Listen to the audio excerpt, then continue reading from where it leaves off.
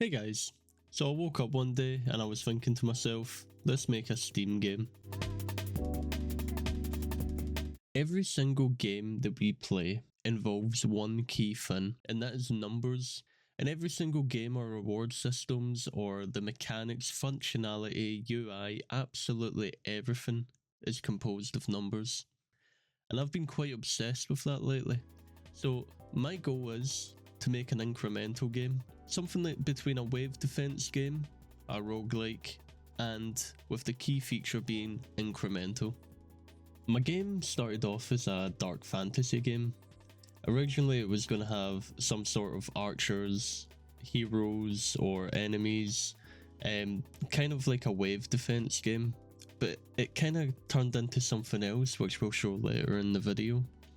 But here we started to set up the functionality. An enemy coming towards a target, the tower having health, some traps that do damage, and a turret that can track and trace and also shoot an enemy with a raycast. So then things actually started to take a turn after that. It looked like things were going smoothly, things were starting to work eventually, but I wasn't feeling satisfied with the theme of the game. Now, I do like my medieval stuff, my fantasy, dark fantasy type of genre, but it wasn't scratching the itch, and the real itch being sci-fi.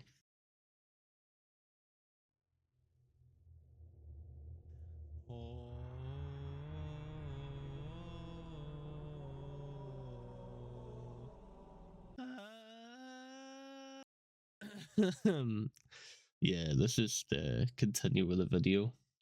That's some good music though. So I started to take a new path. I was thinking about pre-rendered graphics, RTS styled games, stuff like Command & Conquer, Supreme Commander, and I really wanted to make some sort of game like that, but keep true to the incremental number obsession crunch master that I was going for. And well, we came up with this, so I decided to lock in. I made some walls, some terrain, trees, painted some textures on the ground, nothing too pretty. I also made the main base with a health, somewhat of a wave counter and a currency counter. Once that part was made, I then made a wave spawner where we spawn hundreds of enemies. Now here's the problem, they're all super unoptimized. Each and every enemy runs an update script, handles collisions, and has AI pathing, which runs per frame. Now that is a no-go. We cannot have that on every single enemy, so we end up fixing that. And so many more issues to come. At this point in my game making process, I was so determined to finish this, but I hit a bit of a wall. The wall being game design. Now, the biggest part of making any game is knowing what you want to build, or at least have a general idea. My idea was to make some sort of wave defense. The more you kill enemies, the more money you get. Eventually that money can go into upgrades and then you get stronger. But I want a little bit of like a Risk of Rain 2 feel, where there's a game time, and it adds a bit more damage and health to the enemies as time goes on. Eventually also spawning in bosses or elite enemies. Now at the time of this development, I didn't have that clear in my head. I should have, but I didn't. So I had to write some things down. I got a wee booklet, started writing down my ideas, what direction I truly want this game to go down. So we made some major updates, and without going into the technicals, this is where we're at now. A New Hope. The game's journey so far has been a tough one without game design values added to it. We now know what the minimum viable product's going to be, and that is going to be wave defense with incremental upgrade features. When you die, you go back to the main menu and you have a secondary currency with upgrades that you can do. So that's going to be at the end of the minimum viable products development, which we'll add in the next devlog. But for now, this is what we have. We're currently just making the upgrade side panel while trying to make the game scalable and increase per wave, with also adding difficulty along with the gameplay timer. The game's looking pretty cool so far, but we can definitely improve it in the future. But right now, this is what the prototype's starting to look like. A little bit of a buggy mess, but we know how to tackle those bugs now because we note down all of the bugs as we go along, and we implement small fixes as we add them. One really cool thing that I found to be the most easiest part of making an incremental game was the conversion of the currency. It was actually so easy to add, and we used a float value so we can make the currency much higher. So for every 0.01 that you earn, that is $1 in a sense, or £1 depending where you're from. If it goes up to 1, that is 1,000. And then if it goes up to, I believe, 100, that would be 1 million. If it then goes to 1,000, that would be a billion, and then 10,000, that would be a trillion. And then it increments from there, and that means we can scale that up for as high as we want, and we will never really hit that binary maximum for our float value, which is really good.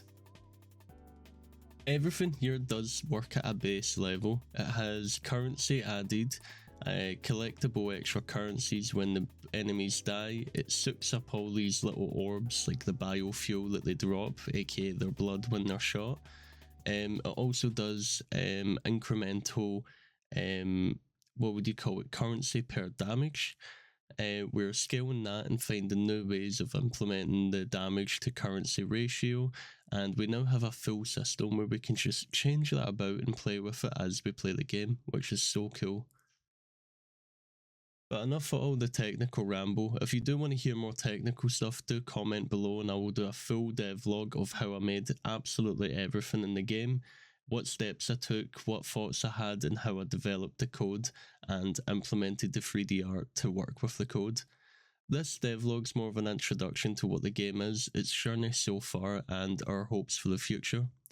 But with that in mind, this is what the full game looks like at the current moment.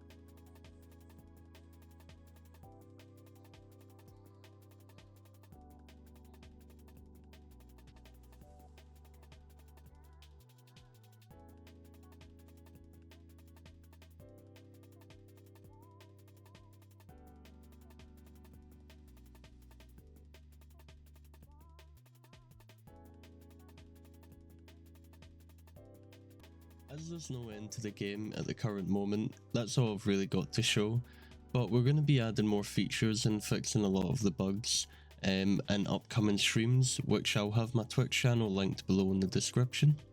If you really enjoyed this video and interested in wishlisting the game, please do follow the journey by subscribing to the YouTube channel and maybe dropping some comments of what you would like added to the game.